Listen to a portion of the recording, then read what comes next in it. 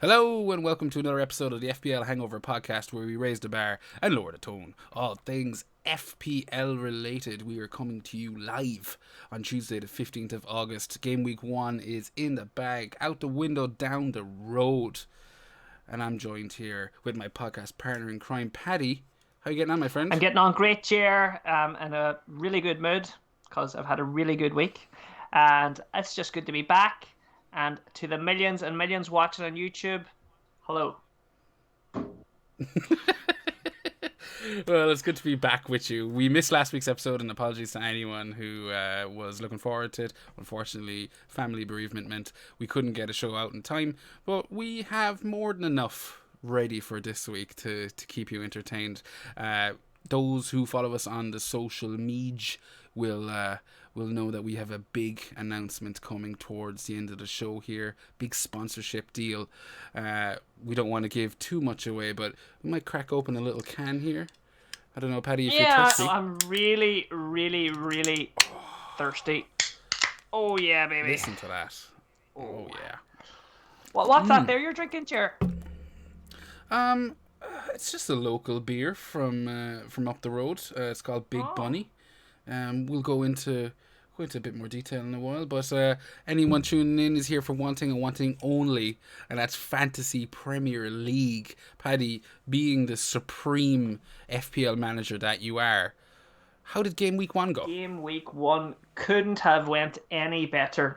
And I think, the main takeaway for a lot of people in game week 1 was all the popular picks, even the ones we didn't have in our teams, they all seemed to come through. Now, we will get into some of the ITK stuff later on, and some of the news with Gabriel, the late news, the news with Fodens and Stones and things like that. We'll speak about that later. But me, I'm all out in 83 points. I'm not going to spend too long on this because I don't want to bore you with my greatness. I had Estupian, who I'm really happy with, 7 points. Chilwell, 7 points. I had Matoma 5, Salah 5, Saka 10. Bruno Fernandes was my letdown, and Foden didn't do the business for me either. But very happy that I had the captaincy on Haaland like everybody else. I know there's a few people that got brave and it didn't work out. And how Pedro, 7 points. You couldn't beat it for a budget striker. I'm delighted with my game week. I do feel that I should have had more with Chilwell and Salah. There was a couple of goals struck off, but then again, I guess I have to be count my lucky stars that Onana didn't that penalty didn't come to fruition, even though there was exactly that Wolves guy that ran into our keeper. Yeah, should have been a red card. Straight. What about you? How did you do? No. Not quite as good as yourself. 11 points off 72 for me in total this week. I went with Pickford, so no for me. But yeah, Pickford blanking, Gabriel we'll get into shortly.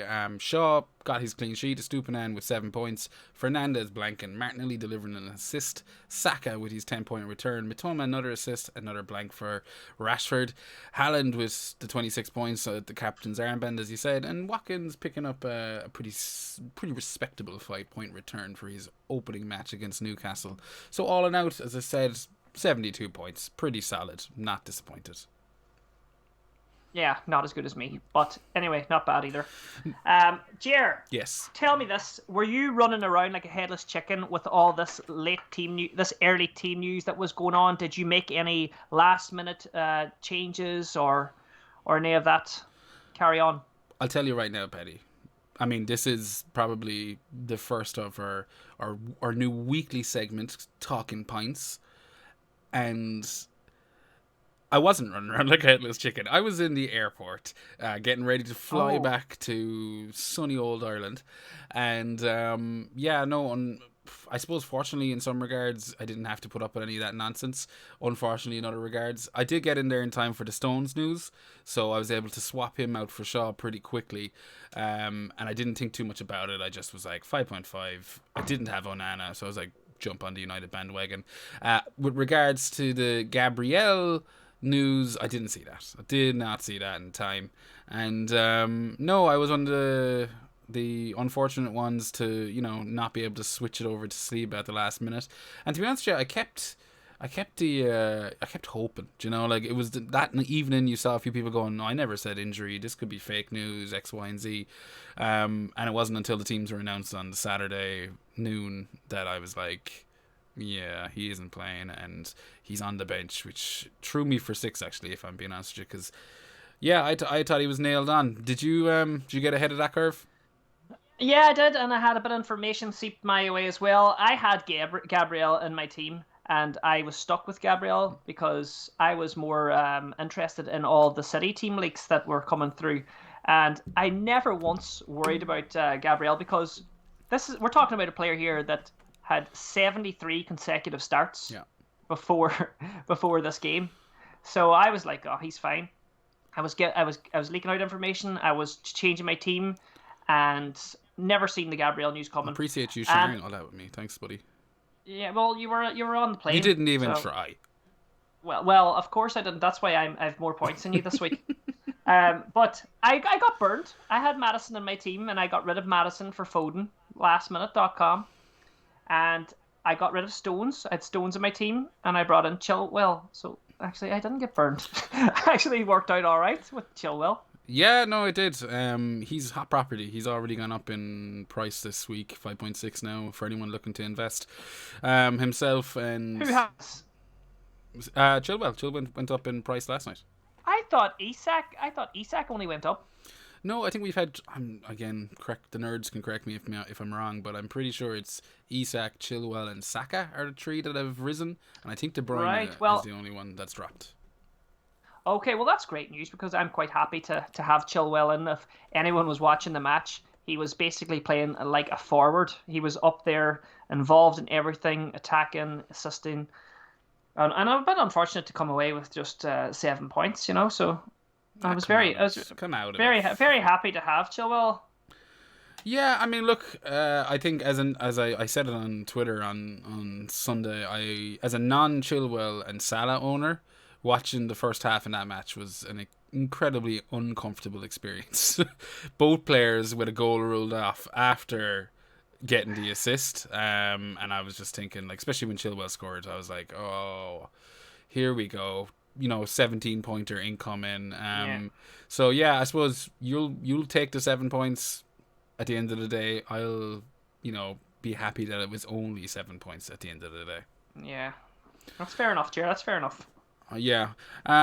This week we're going to quickly run through all of the matches. Game week 1, why not? We might as well just go and bait through them. It's the first game week of the season. Come game week 5, 6, no one's gonna really. There's always 1 or 2 teams that people realize they're ducks. Yeah. Do you know what I mean? There's no point. But I think in game week 1 we can quickly fly through the matches. So you said, Paddy, your final score was 83 points. Yeah. First match of the game week, Man City versus Burnley. Now, you already talked about Haaland. We're not going to spend too much time on it, but Genie Mac. I mean, like, instant. Like, I was on the plane when that match was going ahead. Came off the plane, looked at the results, 2 goals. Didn't shock me. I was like, yeah, of course he's got 2 goals. Yeah. But I don't think there's a whole lot to be said. But what about the other Man City assets, Paddy? You had Foden. How are you feeling? Yeah, I'm feeling okay. I mean, now that we hear that De Bruyne is out for maybe 3 to 4 months, as a Foden owner, I mean, I'm not in any rush to move him on. Mm-hmm.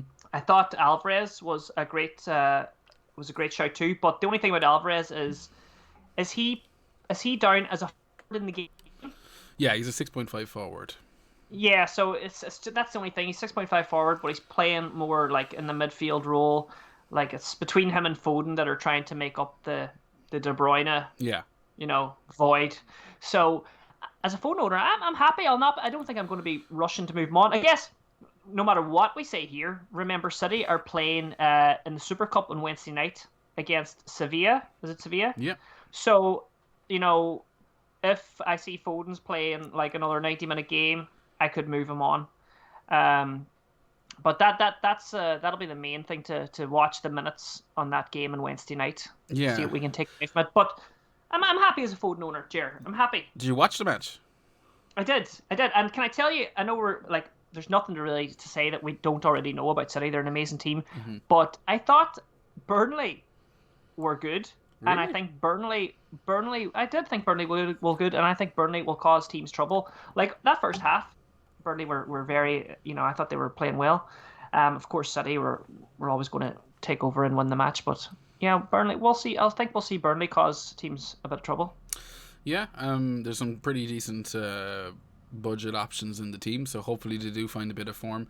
In terms of Foden, just as someone who didn't watch the match and just saw a few of the highlights, like, do you think there's points there? I mean, we know what he's capable of. We've seen it before, but based on Friday's match, should he have got more returns? Any returns?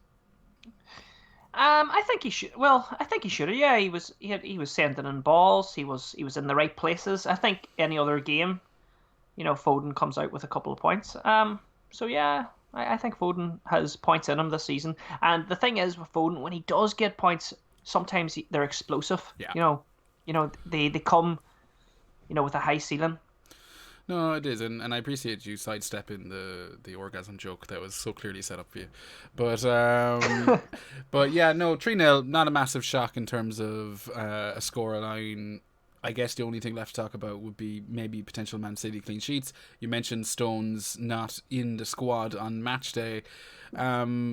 He has travelled, as far as I'm aware. He's travelled for that Super Cup match during the week, so I don't think it'll be too long before he's back in action. But new boy Guardiol, 5 million potential, cheaper way into the Man City defence. He also didn't start, but he did come on. So I guess it's just typical Man City, isn't it? We just need to sit back and see who manages to get a couple of starts in that back line. Yeah, that's true. And see this Guardiol, or if I'm butchering his name, I don't really give a shit. But is he like a centre back or a right back, or where's he slotting in here? He's a left-footed centre back. A left-footed centre back, right? Yeah. Okay. So he should be taking. He should be taking that kind of. I suppose who was playing there like Ake, that kind of way. Right. Like, okay. so he should be sitting in there once Pep's happy with him. One thing that I'm mildly conscious of is, I don't know, maybe I'm just kind of pulling this out of my ass here, but I've noticed that a lot of Man City signings usually take a season or two to bed in. If you look at Grealish's first season, Cancelo's first season, I don't think any of them, really kind of tore up the script, and we could see something similar with Guardiola, but considering the price they paid for him, if he turns in any kind of form similar to what he did in the World Cup last year, I think it'll be hard to shift him out of that defence. Yeah, well, the same can be said for any new player coming into the Premier League, Ger. That's why I kind of avoid them at the start of the season, the new players, just to get a wee look at them, see what they're like. Very rarely you would see one hit the ground running, so. That's fair enough. Do you know who impressed me as well? I thought Rodri was fantastic. Now, I know there's so many better City options, so we're probably not going to be rushing to get Rodri in our teams. No. But definitely thought he had a bit of a Gundogan vibe about it, and maybe later on in the season he might edge his way in. A couple of teams. I think you need to be very optimistic. I mean, we've got seasons of data on Rodri, and for what he does, he's obviously excellent. But as far as fantasy goes, I don't see him. As far as FPL goes, I don't see him, burning down the house. But I suppose Sky Fantasy players, they're big fans of him.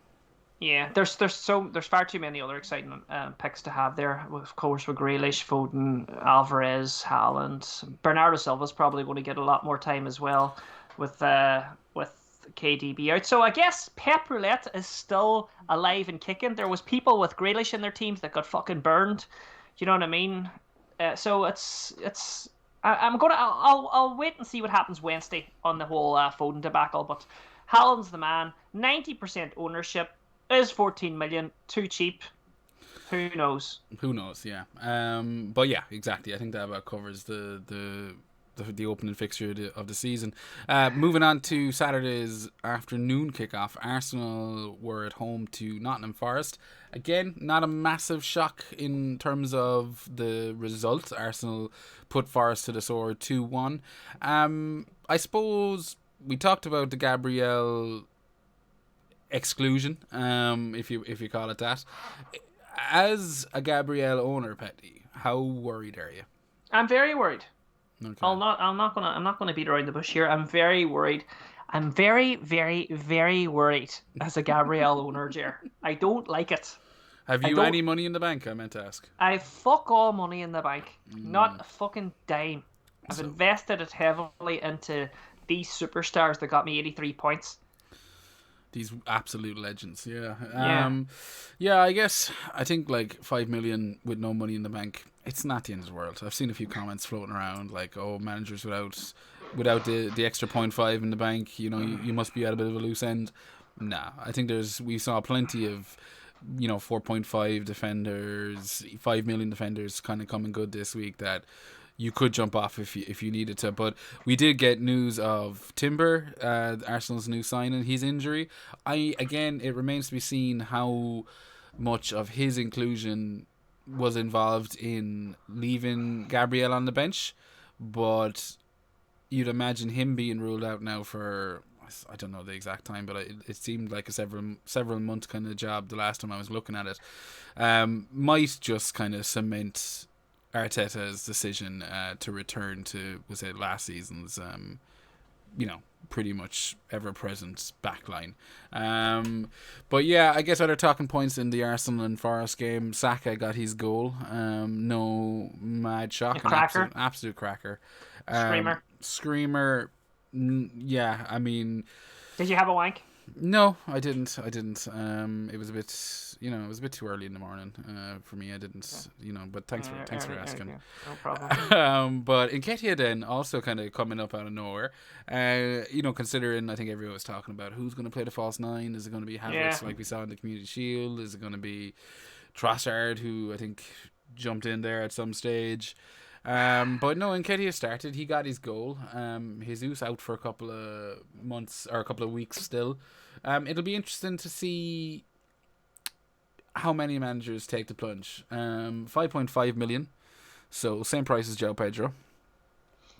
Easy to come down if you need to save a few bob. And as we discussed in the first impressions episode, Arsenal do have a pretty decent 7-8 game weeks to start the season off, so definitely want to add to the watch list there, Eddie and Nketiah. Yeah, you've put things into my head with that move, with talking about Nketiah there, because how long is Jesus out for? I think they've talked about like 6 weeks or something like that. Yeah, that could be a good the cogs are turning here, Yeah, it's called mind games, Paddy. I'm just fucking with you. It's the only reason I'm sitting here. It's just to mess with your league, your team. But yeah, and then Martinelli duly obliging with a lovely assist, absolute fucking diamond of a turn, laying the ball right into Nketiah's path. So as both a Martinelli and a Saka owner, I don't think I needed much more out of that match other than a goal and assist each. I won't lie, bit sickened that, as we mentioned, the big news breaking Gabriel to Saliba, massive transfers took place, like a massive amount of transfers took place right at the deadline based on the news that it kind of broke, and of course everyone just decided to swap to essentially the other Gabriel, which was Saliba, and to see him get a poxy assist for basically just rolling the ball up to Saka, it was typical FPL, absolutely typical FPL. Yeah, typical. A lot of people got burned by that as well. Like, did you hear everyone was at Fest and they had no fucking Wi-Fi down in the venue? I think it's like in a tunnel. Like it's a great fucking event and all, but I think just having no Wi-Fi down there and no football on. Well, it's the no football on is an absolute joke. I don't know how any self-respecting fantasy football fan would go to an event that doesn't show the football match. Now, maybe I'm wrong. Maybe they do have it down there, but as far as I'm aware, they don't. So no, there's no football there. Yeah, no. So I mean, I'm not trying to cut anyone at the ankles there, but yeah. You tell them. It's a joke, absolute joke. Roast fest. I've been to plenty of FPL meetups and not. Can you imagine going to one where there isn't a football match on? Like, isn't it just a joke? Absolute joke. It is. We'd rather get some prick that no one's ever heard of do a bit of stand up instead of actually pay for a football match. I don't know. I don't even know the ins and outs of it, but I just know that is surely the first thing on your list if you're doing a fancy meetup. Yeah. Is the fucking football. What a joke. Ger. I know, it's so true. Yeah. So moving, a lot of people got burned by that, and it's come to that point where the argument is these team leaks and in the nose. The only way to stop it is to just fucking move the deadline right up until kickoff, just like the Champions League fantasy game and what the NFL have been doing for years. And I mean, that could be a whole other podcast, but surely that is the way forward. Yeah, and I mean, we won't go into it because, as I said, I feel like we've been talking about this for seasons and seasons now at this stage. Yeah. But yeah, they decided to keep it the same this year. And yeah, in the first game week, we already saw a bit of carnage. But Arsenal, Forest, not going to dwell too much on Forest. I think their fixtures are still pretty weak. But as a former United player, it was nice to see Elanga get an assist on his change the game. And then Awoni, or I assume that's how you pronounce it, getting his first of the season and continuing on from last year in where he was capable of a few returns. So again, a few things to watch, especially once the fixtures turn a bit nicer for Forest. But yeah, no major shocks out of the Arsenal Nottingham Forest match. Moving on to Bournemouth West Ham, bit of a dud. We won't spend too long on it, but 1-1. Anything to talk about? Next. I mean, Bowen's pre-season form continues, I guess. Yeah. Good point. I remember making a fucking team of people I wouldn't have in game week 1, and I had Bowen in there because I didn't like the fixtures. But for me, Bowen's a good pick, but I'm not going to be rushing to bring him in. I think the fixtures are really tough, I think, for West Ham going forward. Yeah, fixtures aren't great. I'm happy to... There's so many options that deliver this week in the middle of the park that I'm happy to, sit back and watch Bowen. Surprise those who have... taken the leap. I suppose we wouldn't live it down from Hindu Monkey if he didn't mention Big Dom Solanke getting off to a good start. Again, another great price point in the forward lineup if he manages to kind of secure a run of returns. Again, fixtures not great for Bournemouth. Liverpool, Spurs, Brentford, Chelsea in the next 4. Brighton, Arsenal. Oh my God, I didn't even realise how bad they were. Liverpool, Spurs, Brentford, Chelsea, Brighton, Arsenal in the next 6 matches for Bournemouth. So yeah. So it's a hard avoid. It is a hard avoid. But 6.5 million maybe he's dropped come 6 or 7 game weeks time. Want to keep an eye on. But we'll swiftly move on to Ireland's 3 p.m. kickoff. That was Brighton versus Luton. Again, no mad shocks. I think we all expected Brighton to put Luton to the sword. Even the people that had the other picks that we didn't have, they still got their returns as well. Some people had Evan Ferguson. He came off the bench. He scored. I was very happy with my Brighton picks. I mean, Stupinan, how much is he? Put you on the spot. 5 mil. 5 mil. What a fucking bargain.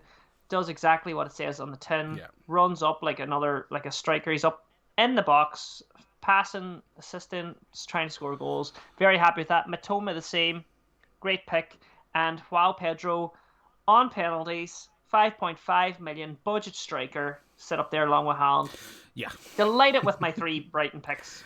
Delighted. Yeah, and you know what? I can't, even as you said, even the ones we didn't that we didn't have in our teams. Anyone that plumbed for the likes of Solly March, they were duly awarded with his goal, and he was someone that. Again, at the start of the season when you're fiddling around, if you were looking for differentials. Sorry. We are going to lose this big money sponsorship before we haven't even started it. We better actually toast to the sponsorship. Or have you got something special planned, Ger? No, we will go into I don't have something special planned. We'll go into the finer details when we're doing the mini-league, which will be towards the end of the show. But right now, I do think it's been 25 minutes. Anyone that's stuck with us this far deserves a bit of a cheering up. Yes. And we are going to announce that our mini-league, the FPL Hangover podcast mini-league this season, is proudly sponsored. Huge news by massive Donegal's finest, local craft beer specialists, Kinniger. Yeah. Now, Paddy, Wow. I'll let you take it away here. Just roughly talk us through your Yeah. experience with these absolute legends over the last couple of days. Well, I want to tell you about this wee beer I'm having right now because I've never had it before, and I've drank half of it, right? Yeah. This is a raspberry basil saison. Am I saying that right, Ger? I'm gonna say yes because Yeah, it's a 4.3, right? And it's a TRO. Do you know what TRO means? tap room only. How the fuck do you know? Yes, that means it's an exclusive only to calling in. I watched your Twitter video before we started recording. That's how I know. Genius. So that's an exclusive only. You can only get that if you call into the tap room or if you go online. So that's a good segue, Ger, to announce our 15% discount code that we have for all of the millions of watchers on YouTube and the millions of listeners on the pod. Yeah. What's the code? The code is FPL Hops 15. How could you forget it? How could you forget follow, it? There's a hops. fucking rabbit on it. Yeah. Yeah. So follow the hops. Uh, And let me just tell you what this one's like. Swirl it around now. Let the listeners hear. ASMR. Oh, erotic. I just got hard on camera. that. I'm sure they love that one. I'm sure they love that. Yeah, they'll fucking love it. that is a fucking great fucking beer. And I mean, honestly, it's a fruity one. Yeah. Can't beat it. I'm jealous now because I'm tempted. I'm like, what is that?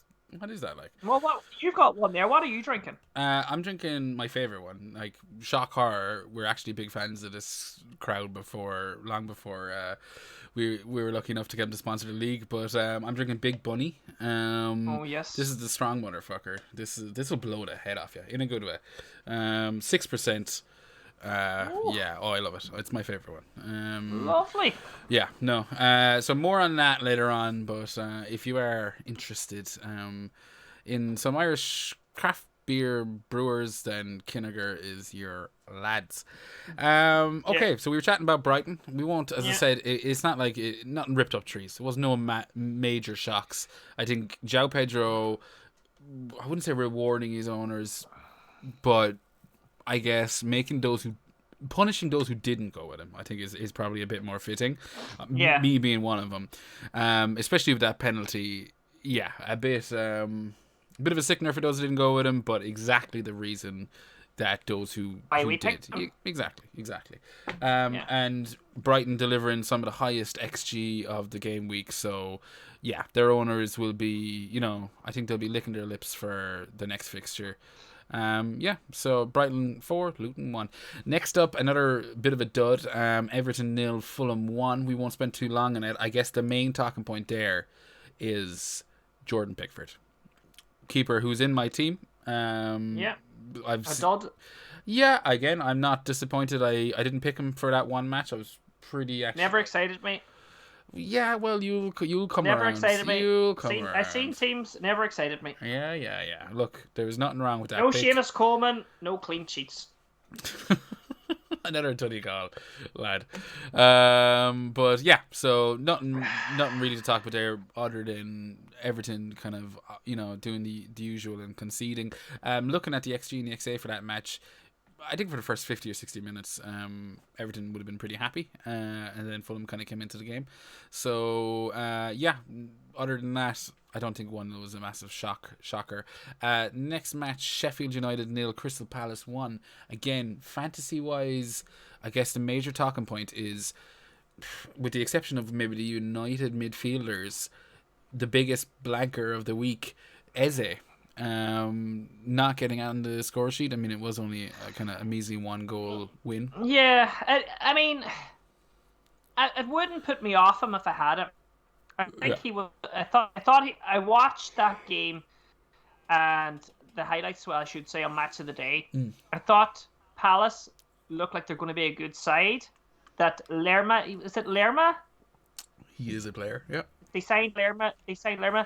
I thought with him in the side that he's going to open a lot of doors for the fantasy football assets. I thought Edward looked fucking good. Watching him, I thought he was thereabouts.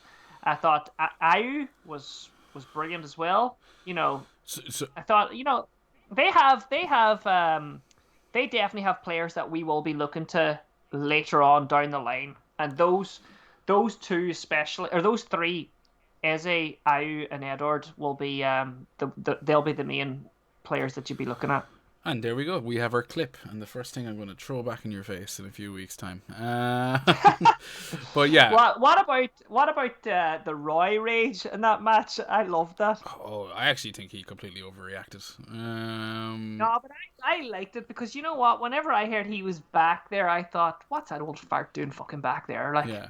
Well, which, and to dinosaur. be fair, a lot of people did. And from an entertainment perspective, I thought it was hilarious. I saw. Yeah, and he still got the fire. I mean, he still was going to go. He was going to go with that fucking 24-year-old. Oh yeah, and totally. He was going to go to town. Like. And you know what? My money would be on Boy as well.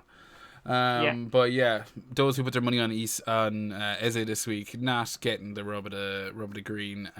But from all accounts, again, look great.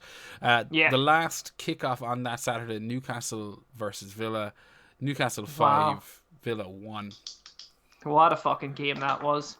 And a hero was born. And who is this hero? Tonali. Oh, Tonali. Yeah. Do you like that? Oh, Tonali. I got it. Sorry. Bit slow. Yeah. No, I thought that he was fucking everything that Casemiro should have been last night. I mean, that's the performance you want to see from your midfielder. Like, yeah. I know he's got a couple of years on him, obviously, but I thought he was brilliant. I mean, I don't know if he's going to be the fantasy asset that he was in that game, but he certainly is a good sign for the rest of them. Yeah, to have him in there opening locks and doors, Played an absolute blinder. Yeah. But yeah, I mean, to be fair, Newcastle as a whole, absolutely knocked it out of the park. I think the scoreline maybe a little flattering in terms of, I think Villa are better than that. Yeah. But I think the thing I took away, and I was chatting with some of the boys on the group chat, and we were talking about Isaac, and I really like the look of that kid. But the big down point, Callum the Truth Wilson. The Truth Wilson comes on, gets his obligatory opening day goal for Newcastle, and to me, absolutely ruins the I don't know, the hopes of maybe being able to cash in on an Isaac. But I guess we just gotta wait until those hamstrings pop, and boom. The Truth Wilson. Shout out to the cheaters on that one. That now see this with the that I have a love for Isaac. Remember last season I was like, I really wanted to squeeze him in. I like him. I do like Isaac. He's gone up in price. I mean, these fucking casuals, man. Like, he's playing City next. Are you now watch him go and get a hat trick. I know, but I mean, like, I'm not bringing in Isaac to play against City. Do you know what I'm saying? Let them bring him in. Let them fucking do it.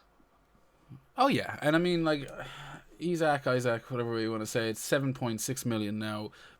If he nails down that number 9 spot, I'm happy to pay 8.5 for him. So let the price go. Yeah. And when the fixtures get good, I'll. Not for that's what I mean. Like, so let him. He'll probably drop after the City game. That's the thing. You've got City, you've got Liverpool, Brighton in the next 3. I don't want any attackers. So people, this is what happens. They get hard after a couple of goals from a player. They don't look at who they're playing next, and the next thing they're jumping on Isak, raising the price, and fucking it for everyone else. But anyway, we don't care because we don't want him till after all those games. No, and another player that I'll be keeping my eye on as well as Isak is the man who was on the score sheet for Villa, Diaby. New signing, 6.5 million. Couple of people taking a chance on him. Yeah. Rewarded the owners. Pretty lightning debut. Yeah. Looked good to me from the highlights I saw of the first half, and I caught the last 40 minutes of the second half. I'll be watching. Watkins then also picking up that assist. Exactly what those who splashed the cash on him wanted to see.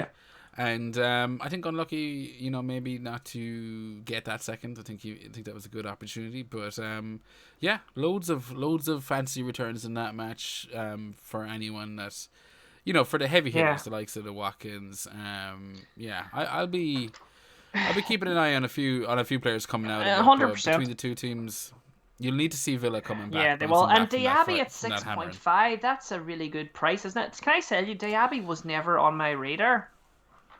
Yeah? Yeah. Well, there we go. This is why you have me. He is now. He fucking is now.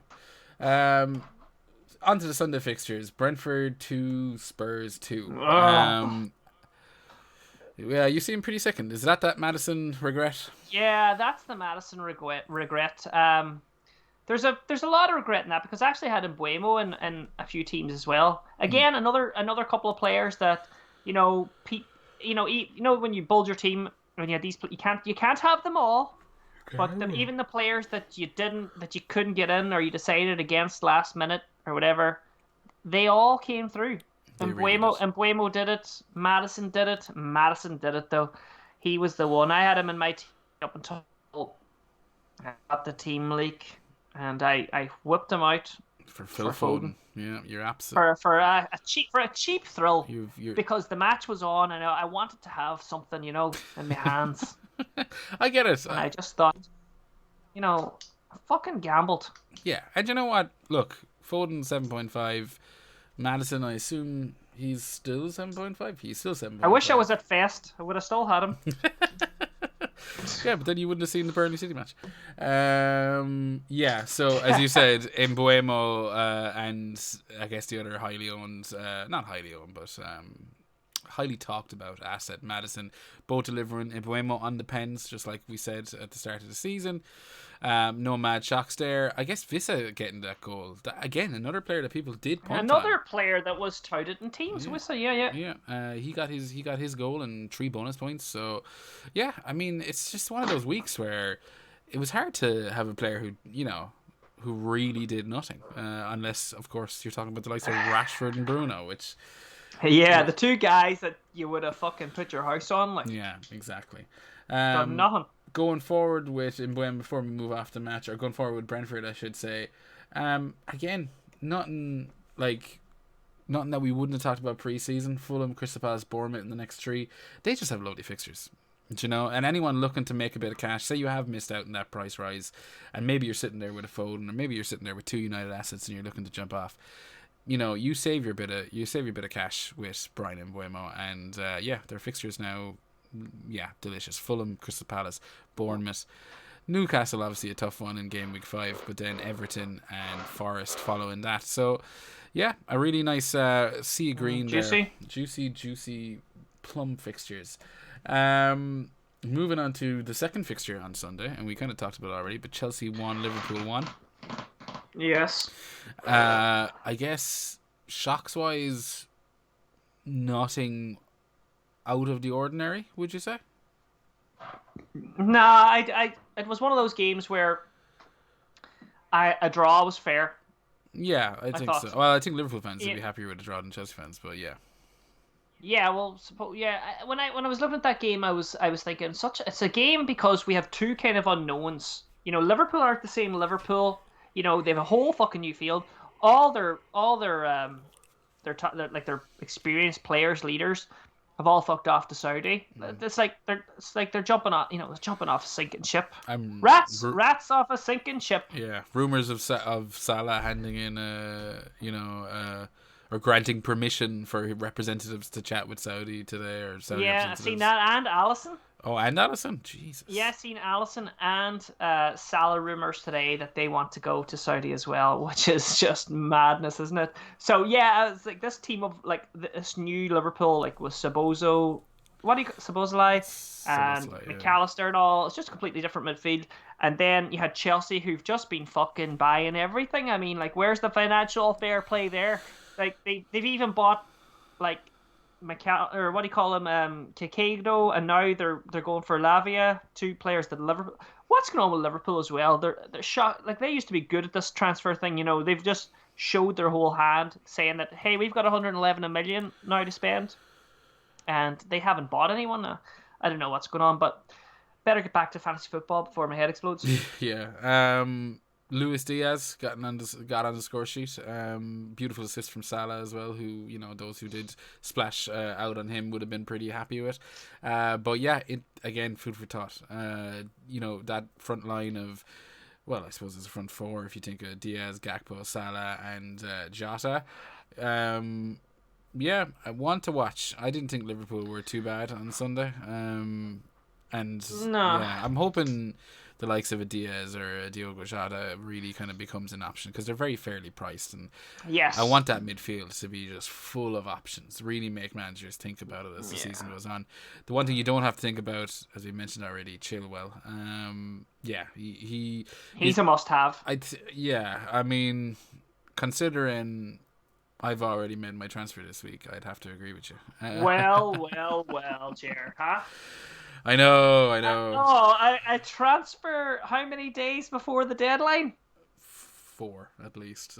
Wow. Yeah. Oh, how the tables have turned, Ger Bear. Shock. Well, you know what? Ger Bear, preaching to me. Shock. What didn't preach to you? Oh, preach to me. Oh, don't make transfers. Chill out and wait. Start of the season, catch a few price rises. This is classic FPL, buddy. This is classic FPL. Yeah. But yeah, I think he looks almost, dare I say, essential. I mean, he is, of course, going to put a rage transfer in there. Not a rage transfer. A cold, calculated move on a Monday night after the Man United game. Did you miss the price rise? No, of course I didn't miss the price rise. If I was gonna miss if I missed the price rise, I wouldn't have made the transfer. I would have just waited. So you got him cheaper? I got him last night, 5.5. Yeah. There you go. Yeah, I had the 0.5 in the bank, and Gabriel was I think I was kind of just a little bit still smarting a little bit from Saturday's benching, and rage against rage transfer, the dying of the light. But hashtag rage transfer. Yeah, he looks pretty electric. That's a great word for it. Yeah, electric. Yeah. And I'm just happy, as I said, he didn't punish me by more at the weekend. But then I want to talk about Liverpool players as well, though. Go for it. Before we move off. What were you going to say there? Were you going to go into the Liverpool? No, I was going to move on, but work away. Oh, okay. Well, I'm glad I interrupt you, because there are so many great Liverpool options in there, Ger. Yeah. But for me, there's a bit of rotation there now. In what regard? I mean, like, we have Nunez to come in there as well, and I think that there's a lot of people that we're looking at or talking about Gakpo, but for me now, Gakpo is my least favourite Liverpool asset. You'd rather Nunez over Gakpo? No, I'd rather just look at the Jotas and the Diaz players. Of course, Salah, if you have the money. I have Salah in my team. Quite happy to have him as well going into Game Week 2. Yeah, well, I got a big question to ask you about Game Week 2 before we wrap up the show. Well, fucking ask it. I will. But before we do, let's round out this Game Week's fixtures with last night's, I would say, pretty turgid performance from the Manchester Reds. Man United 1, Wolves 0. Yeah, I'd say the vast majority of FPL managers went into this fixture with at least 2 Man United players. Plenty had 3. Now, on saying that, I did see a stat saying that if you had Bruno and Rashford and defensive cover, you were in with something like 7% of managers, something like that. So small enough if you have all 3, but it's always the case. Regardless, Bruno blanking, Rashford blanking. Any thoughts as a fellow Man United fan, Paddy? Oh, well, I don't know if United were absolutely shit or if Wolves were really, really up for it and brave.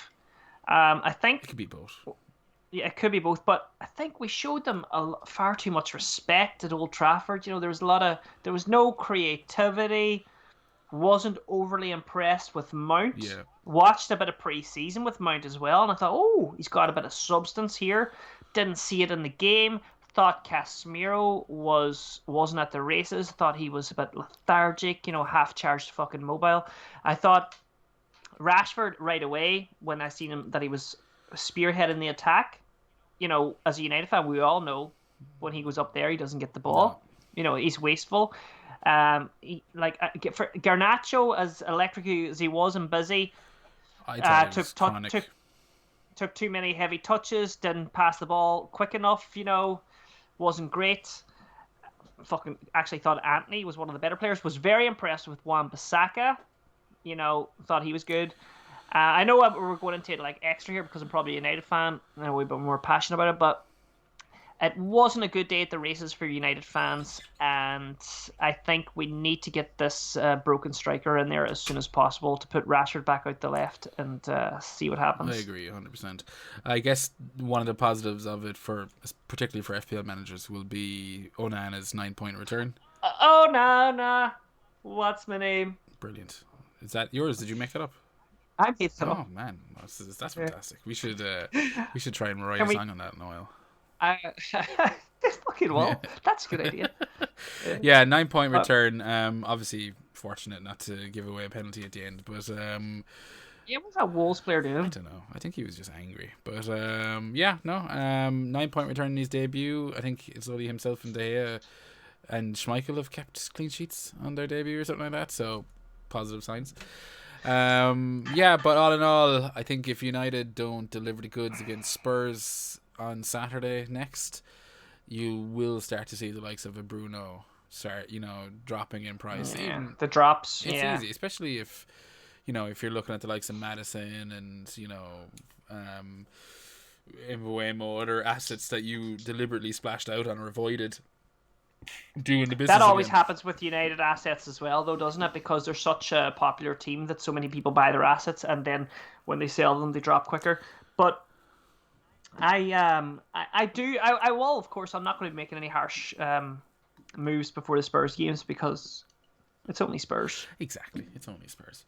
We'll wait to see how that plays out. But that rounds off the game week 1 fixtures. We did it inside 45 minutes. Not too bad.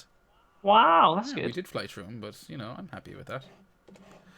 I'll drink. You'll drink to that, yeah, a little drink. And speaking of drinking, maybe it's time we did go straight into the FPL Hangover podcast mini-league. Oh, do that. We can. Paddy, I don't know if we've mentioned it, but there has been some deals made over the last couple of days. Some shenanigans have taken place, and we've somehow wrangled a sponsor in. We've mentioned it, Kinegar Brewing. There we go. Is that your next can? That's my next can, and you've had the big bunny, and I'm having the wee bunny. No, here we go. Wee bunny versus big bunny. I actually have that too out in the. Actually, no, it's here beside me. I just haven't finished my big. Here's one we made earlier. Here's one we made earlier. Yeah. So I'm looking forward to trying that one. That's one I haven't actually tasted before. But how about you give the listeners / viewers a chance or a breakdown of what we're offering in this year's mini league? It's a very exciting stuff. So if you are driving now while you're listening to this, or standing, pull over your car, take a seat, because this is fucking massive, isn't it, Ger? It's as massive as West Ham. It's as massive as my collection of pop dolls. But they're not fucking dolls. They're Funko. Look, there's 2 goats, Rashford and Jordan. Sorry. But anyway, getting distracted. So we have a great prize for the manager of the month. There will be 10 manager of the months by my calculations, Ger. Okay. Is that correct? Your calculations, I don't know. Yeah, of course, it's correct then. So for the first manager of the month prize, we, along with Kinegar, are giving away free beers and a hat, some swag. I've got a picture of it up on my Instagram. I'm sure, Ger, we can share. I think it's up on the Twitter as well. It is. Yeah, so for the manager of the month, you're getting some free beers, beautiful beers, and a hat. Oh. So, I mean, some lucky bastard is out there. It's going to be me. Foaming at them out. You're looking at me. Yeah, it could be. I won a Kinegar prize several years back. Those listening to the show for a couple of seasons will remember me bragging. I think it was right. It might have been your previous. It was my previous life. Yeah, so absolutely delighted that we've managed to follow suit and pick up a similar prize. We'll also be offering obviously a prize for the overall winner. That's That's not in doubt. Yeah. Maybe a little something for whoever's sitting on top Christmas Day. Who knows? Maybe Santa will come down the chimney. But even if you're not lucky enough to beat me in the Fantasy Premier League, you can still avail of a 15% discount from Kinniger's website. FPL Hops 15. That's the code. We'll have some graphics done up by next week for those watching. But if you're listening, write it down. FPL Hops 15. Go to, I'm assuming, www.kinnigerbrewing.com. Google it. Everyone knows how to use the internet. We'll put the links there underneath the podcast and the YouTube. But get in there and buy the beers. 15% off. That's a great discount for some top quality craft beers. 100%. And just as a little warning, I suppose, like, they don't ship outside Ireland, so that 15% is just for you Irish heads listening to this. You can avail of that. We will make sure even those outside of Ireland can avail of the prizes, but the 15% is just for those within the island of Ireland. I would also say that if we suspect that a winner is under 18, we might need to get some kind of proof of if they can age. give us fake ID, even we'll send it on. Fine by me. I mean, what are we? Fraud detectives. It's all fine. But and obviously drink responsible and all that as well, Jared. Not right? I've never done it any differently. Drink responsible, but I would also clarify. 2 beers. 2 hands, 2 beers. We're not making money from this. I also want to get that out of there. We're plugging this like motherfuckers since the show started. We're not making any money from your purchases from Kinniger. We're just happy to be sponsored by a beer that we actually drink and to be able to share it with the listeners, so I don't know if I have to say hashtag ad after that, but as I said, we're not making any money from you guys. We're just being 100% honest with and transparent with the way it is. Cheers to you, Paddy, and cheers to everyone who's joined the mini league. If you do want to join it, it might be a good time to tell you the code. It's HUP out of that 8K9. That's HUP 8K9, HUP 8K9. Again, the auto join link will be in the description on Spotify and YouTube and everywhere that you're listening. If you like what you're hearing, make sure to hit the subscribe button, leave us a review, share it with your friends, ask your granny to share it with her friends, whatever you can. It always helps the show out, and we appreciate the support big time. But without further ado, Paddy, I think you're going to give us some mini league details of how Game Week 1 has gone and where we've got that information from. Another new toy that we've been using this season. Yes, another friend of the podcast. We'd like to thank Premier Fantasy Tools for giving us their beautiful website and all the whistles and bells that comes along with it. I think, Jerry, you've been using their graphics on the YouTube as well. Yeah, not as much as I wanted in this episode, but for those watching, there's a little clip of the fixture table. I've been using the site all pre-season. Really fun. Really easy to use. I can't really kind of say a bad thing about it. The only bad thing to say about it is my own ignorance and not using it last year. But I'll put it up on the screen there for those watching as well. Ooh, that's lovely. Look at that. Sorry, I'm just creaming over this beautiful wee bunny. Look at that. Oh. No, isn't that beautiful? No, you're going to be stumbling. Right. You're going to be stumbling down the stairs now, and your wife's going to hit me. Oh, let me have a wee sip here. I'm showing off the fancy website. Oh, that's really nice as well. That's really nice as well. I like that. Right, so here we go into the FPL Hangover Mini-League, and by God, it's my old podcast and partner Mike Manley where it all began. Started off with that guy, and he is in the league, and he has a score of 96 points. So he's top of the league and obviously the manager of the week. Congratulations to Mike. I'm going to run off the top 10 here now very quickly. Mike Manley, Peter Scullion, Dan McManus, both on 91 points. Kevin Richards on 89 points. Richard Panons on 88 points. Nuclear Atoms, friend of the podcast, 87 points. Ivan Cheng, 87 points. Mario points. Mark Coyle, 87 points. 83, 87 points. And by fuck, there's about 20 managers on 86 points. But see next week, it'll be a little bit more. We will actually have a top 10 because this is the first seasons. But let's have a little look at what chips may have been used, Ger. Let's do. Because I have a feeling our 96-point leader may not have done it without the help of a little chip or two. Well, your feelings are correct because he is one of 3 people who bench boosted himself to those 96 points. So, would you call that a successful bench boost? Hell yeah. I think so. I mean, there's been a few bench boosts played. I think Planet FPL James, he did his bench boost this week.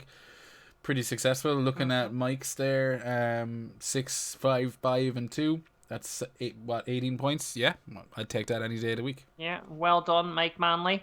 Also, Richard Pannons, who's 5th in the league, he also bench boosted.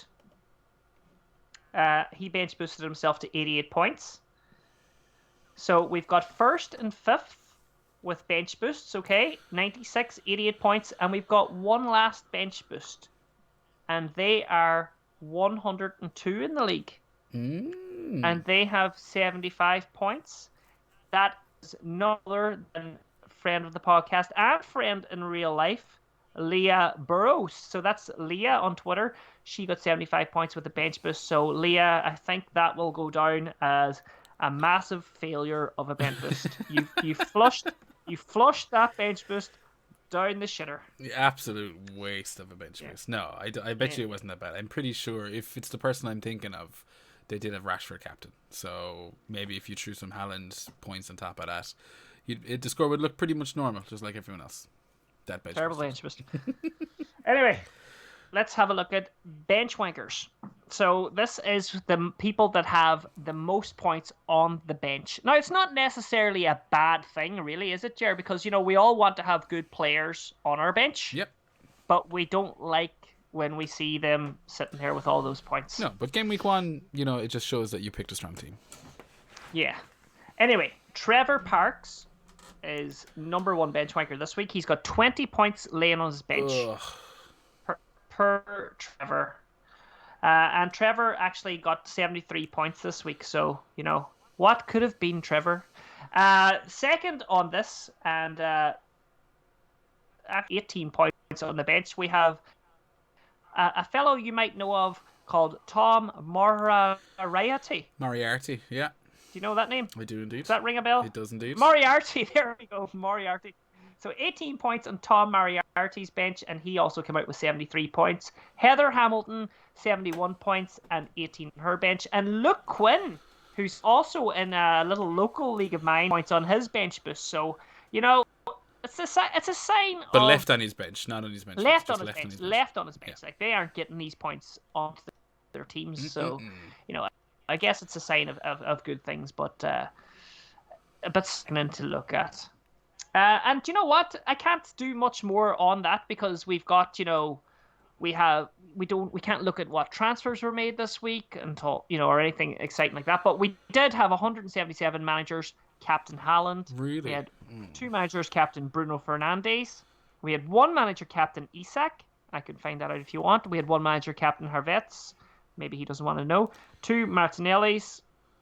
We even had a manager, Captain Matoma, Nico Jackson. 3 Salah captains. It's amazing. It's amazing information in there. It is, and if you want to check it out again, www.fancypremiertools.com. We'll throw the link in the description, and make sure to support the lads.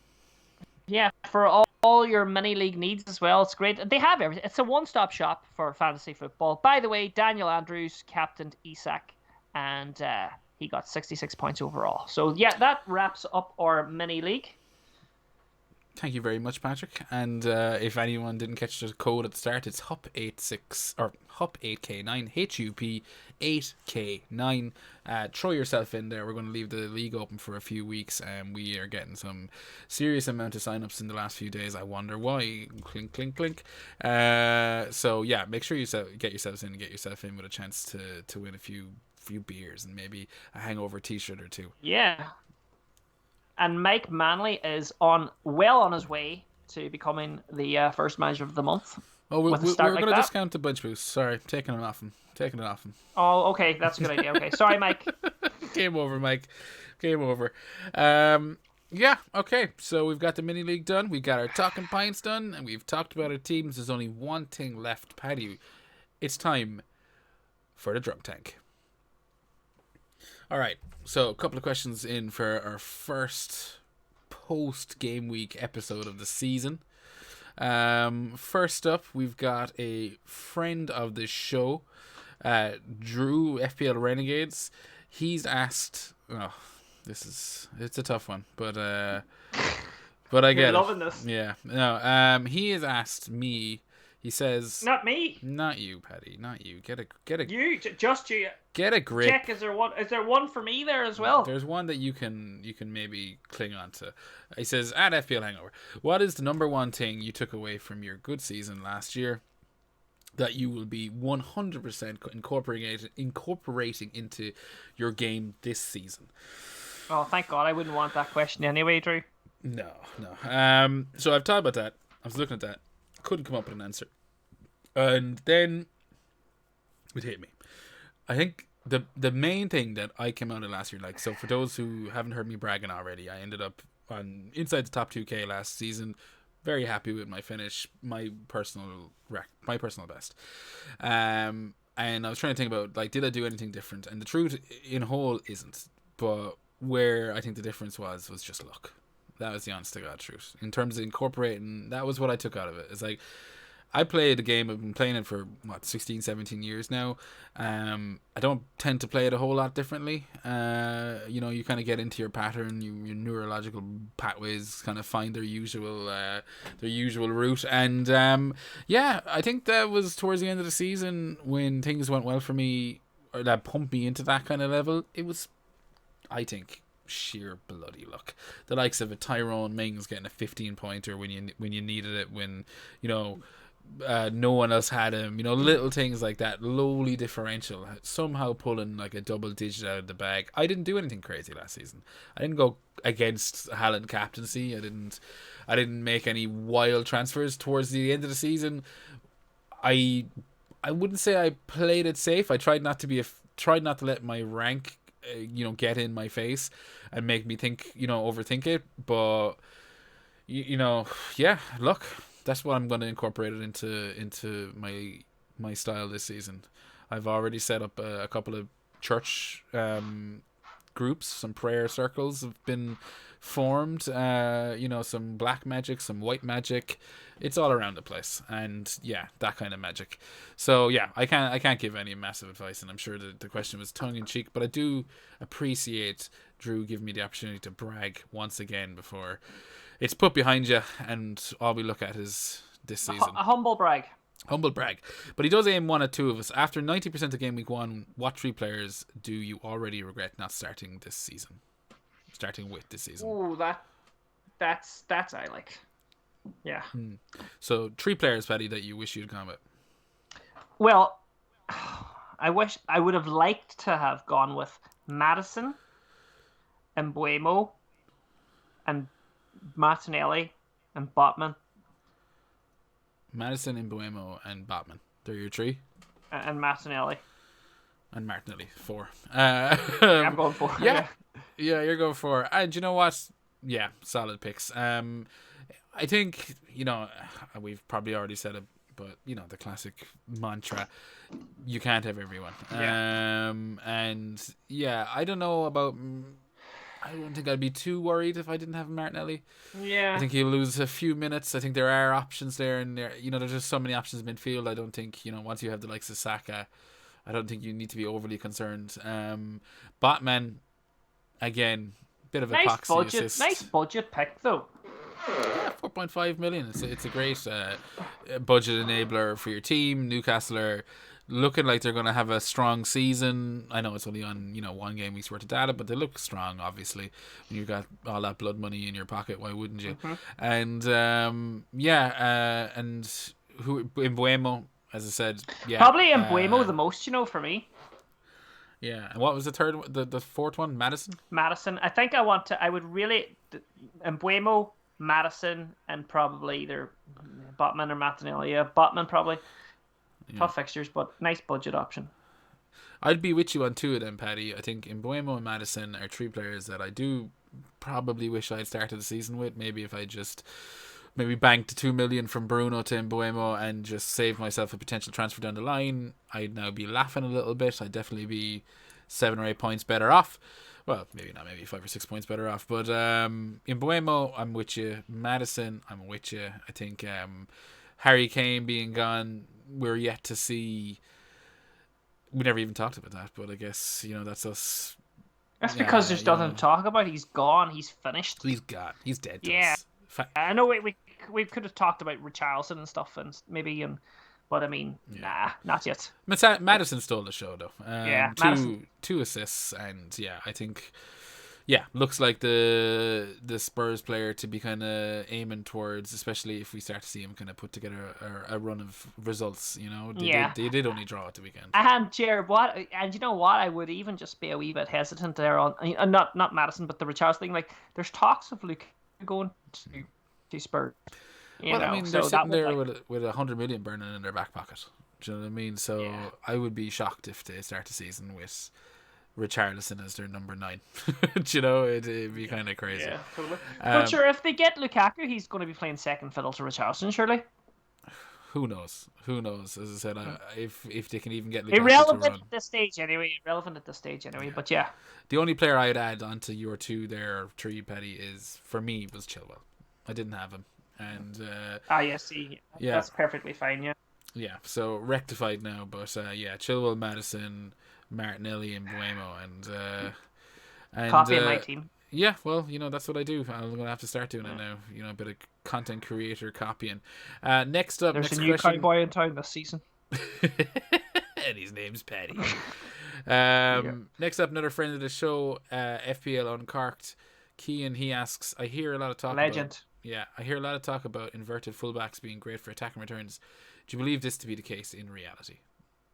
So, don't understand the question, but me and Kean dipped naked in the Atlantic Ocean together. Naked? You were there. I wasn't naked. Yeah. Well, that's just your fantasy. Me and Kean were. Yeah, no. Well, I mean, how could I not remember that? Fucking the two of you running in like absolute schoolgirls. I don't know. But yeah, he asks, do attacking return, do inverted fullbacks offer better attacking returns or great attacking returns? Are they good for it? And I mean, I don't think the proof is really in the pudding. I don't think we've yet to see that in reality.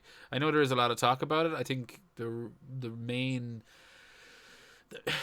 thing that an inverted fullback does, not main thing, but like what an inverted fullback will do for your FPL team, it might not necessarily be, in the actual fullback's returns, but on the knock-on effect it has for other players in other positions.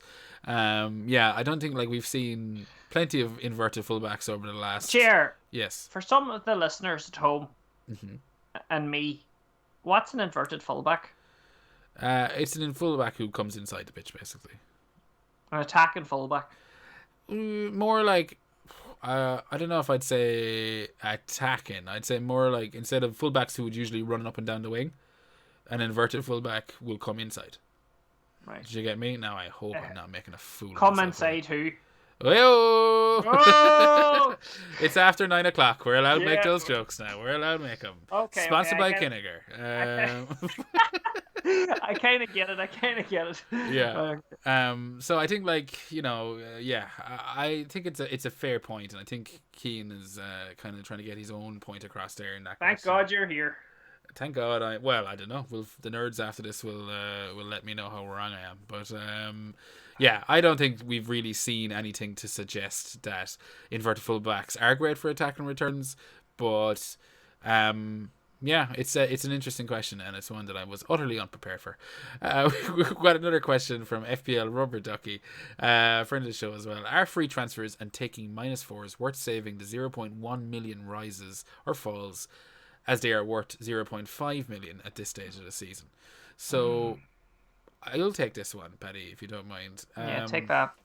Considering I've made my transfer this week, I'd have to say yes. I think early on, like, of course, you still run the same risks that you run whenever you make an early transfer. You don't know what's going to happen between now and the deadline. But as Peter mentions there, as Robert Ducky mentions there, 0.5 million, 0.1 million can easily, it is worth that 0.5 million. Do you know that kind of way? Like, as all 100%. of a sudden, all of a sudden, you don't have. You're priced out. You're priced out. And, for me, with the likes of Chilwell, I had the 0.5 in the bank. I didn't want to be priced out of it. I didn't even want to worry too much about the early transfer. I was like, this is the start of the season. You can bank a bit of transfer value now. Don't be afraid to make an early transfer. Now, there's a difference between making an early transfer and making a rash transfer. Yeah, there's a time and a place, Ger.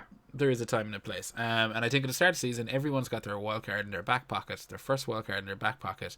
So if you make an absolute balls of it, it doesn't matter. You can fix it. There's a plan B while you still have that wild card there. And if you do make a few early transfers and you know what, you didn't give it enough time and you've misread the game, or what it looked like in the first game week it turned out to be a kind of a once off, you can go back and you have your wild card, you can change it. So yeah, for me personally, I'm happy with making early transfers at the very start of the season. As the season wears on, transfer value, I don't know how much I ever really think about it, but you have a lot more European games, you've got cup games, and that's when you really don't want to be kind of, taking the chance that, a player, picks up an injury as the week progresses. But I think for the first couple of game weeks, with that wildcard in the back pocket, I'm not worried about it. Anything to add there, podcast partner? Look, it's 100%. I mean, like I said, there's time and a place. I wouldn't go rushing making transfers all the time, but in your case here, you've done completely the right thing. You've got a player that looked fucking cracking, Chilwell, a defender for Chelsea with nice fixtures, and you would have been priced out if you didn't. So 100%, you've covered it well. Thank you very much. Last question, and this one is directed directly at you. Comes from another friend of the show. We're very lucky to have so many friends. FPL Fairy Steve. He asks, here we go. Why is Paddy cheating on Guinness these days with the other stout? Now, would you like to explain yourself there, Patrick? I would like to say, first of all, right, Ger, that I'm not talking about any other beverages on this podcast anymore except for Kinegar. Kinegar, proudly sponsored by. But I will tell him this. Me and McGregor are best mates now. No, we're not even best mates anymore. We're brothers. Yeah. All right? Brothers. And if he wants to have a couple of fucking other stouts with me, what am I going to do? Batter him? Yes. Yeah. So, there we go. Yeah, so no. Too busy trying to get a ride is what you're doing. You dirty bastard. Sorry. That's, right. Yeah, sorry. That was too far. I'd edit it out, but that's not how we roll. And yeah, if Kinegar takes the sponsorship off us, I'll blame you 100% on that, Paddy. It is over 18s. There is a warning on things. I apologize. I got a bit of a war words, not really a war of words, but with Ash, FPL Hints there at the start of the week, who was talking about profanity in podcasts. And again, Ash, I would consider a friend of the show. He's been on it. Great time. For what he does. Love him. Yeah, lovely guy. But Will Smith doesn't cuss in records. He doesn't? No. But I do. Yeah, I thought you were going to drop a curse bomb there. I'm not going to get into it, but yeah, profanity for the win. We don't even curse in the show anyway. I don't fucking think we do. Yeah, so that wraps up this week's Drunk Tank. Thanks. That's a tough one. Drunk Tank, thanks. That wraps up this week's Drunk Tank. Thanks to all the listeners who sent in questions, and if you do want to get in for next week's episode, you can hit me up on Twitter at FPL Hangover. You can hit Paddy up on Twitter. I'm going to say at FPL Viking _. Am I right? Yes, correct. Yes. Oh, Jesus, finally it's paying off. And you can also hit up on the socials, Instagram and whatnot. We'll drop them at the end of the episode. But before we go, I'm going to ask you one last question, Paddy. Yes. Who's your captain for Game Week 2? Mo Salah. You are not going for Mo Salah, are you? I am fucking... There's nothing that you can say that will take me away from Mo Salah captain. Okay. Well, if you do not captain Mo Salah this week, this week coming, game week 2, Yeah. what are you willing to put on the line as a forfeit? Dick pics.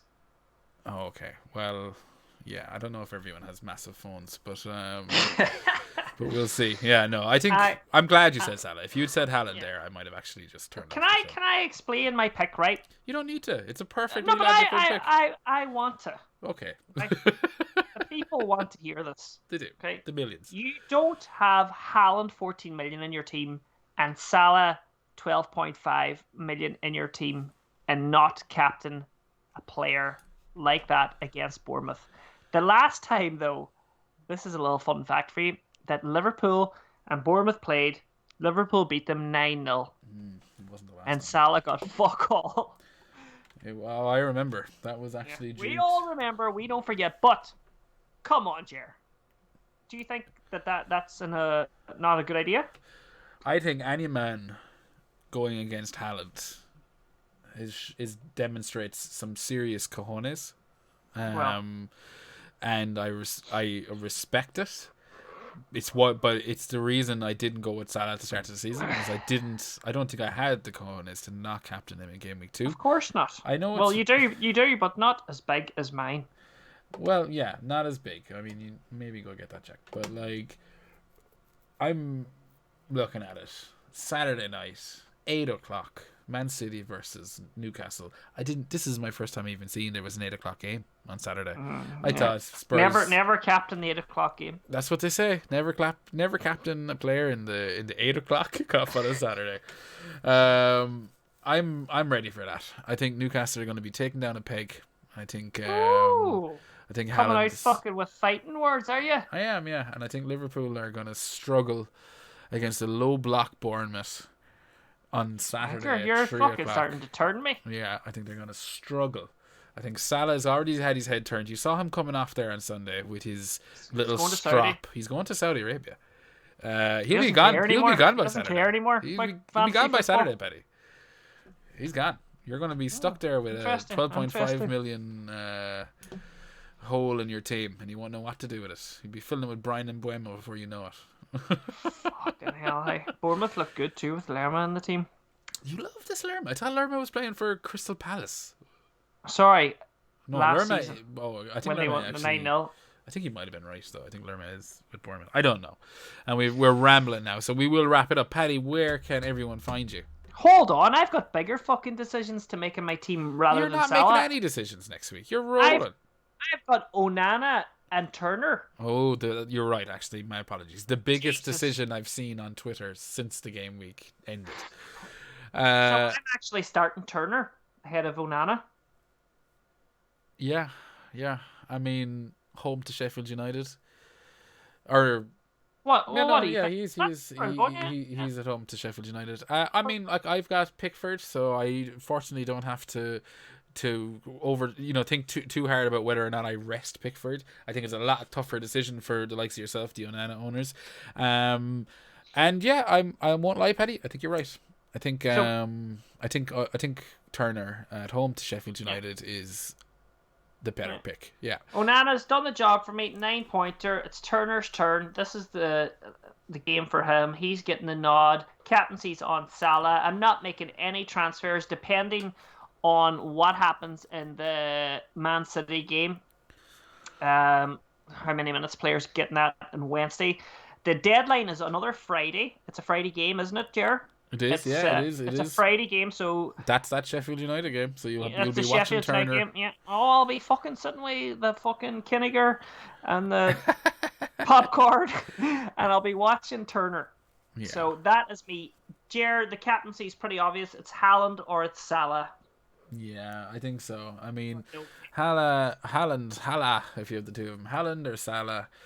I don't think I'd want to be looking at United for the Spurs match. I'll be honest with you, after the Monday performance, I'm not even that confident that we get the 3 points there. I'm actually a little bit intrigued by Spurs. I know they drew it weekend, but I want to see how they get on with this Australian seems really sound. He likes fantasy football. Yeah, did you hear that? He I actually came did. out and said that he had to leave his fantasy football group. Did he leave that group? Oh no. If anything, He's in there winning yeah. the FPL Yeah, but pot. Dean Smith can go suck on it anyway, as far as I'm concerned. Finally, a Premier League manager that acknowledges the fantastic sport that us athletes play.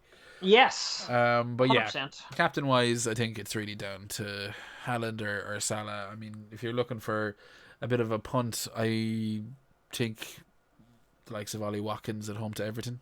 Villa will be looking for a response after getting their arses handed to them at the weekend, and yeah, I think an away match for Everton. We've yet to see how they play. So the likes of maybe a Watkins punt isn't too crazy, but yeah, I think Arsenal, Crystal Palace, not for me. Chelsea, West Ham, again, not for me. But yeah, God bless everyone that's gonna go with Salah anyway, because I know you're probably gonna. Yeah, well, no, there you go. There you go again. Giving the God bless all. Just before we go off here now and finish up, right? Because I know you're giving it the big uns there. And hurry up, because we're 120 into this. This is a mammoth. Right, episode. 120. It's right. Okay. Are you a little bit afraid of Salah captainers?